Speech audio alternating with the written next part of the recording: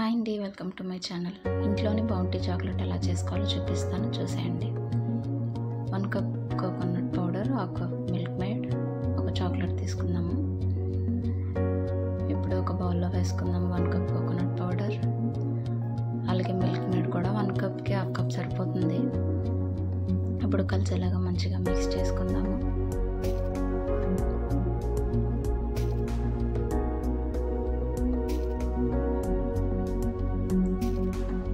చూసారు కదా, ఇలాగ చేత్తోనే మిక్స్ చేసుకోవాలి. ఇప్పుడు మనకి చాక్లెట్ కావాల్సిన విధంగా షేప్ చేసుకుందాము.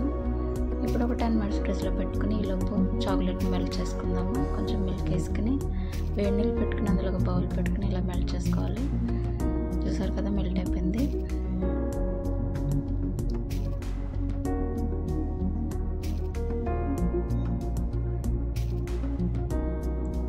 ఇప్పుడు మనం చాక్లెట్లో వేసుకుని మంచిగా డిప్ చేసుకుందాం. బాగా కోట్ అయ్యేలాగా అన్నీ ఇలాగే చేసుకుని ప్లేట్లో పెట్టుకుందాము.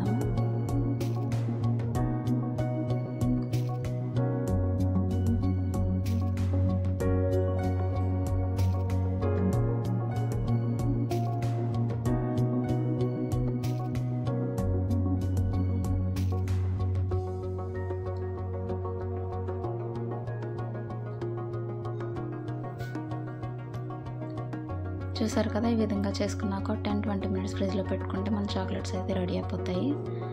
మీరు కూడా ట్రై చేయండి. వీడియో నచ్చినట్లయితే లైక్ చేయండి, షేర్ చేయండి, సబ్స్క్రైబ్ చేయండి. Thank you.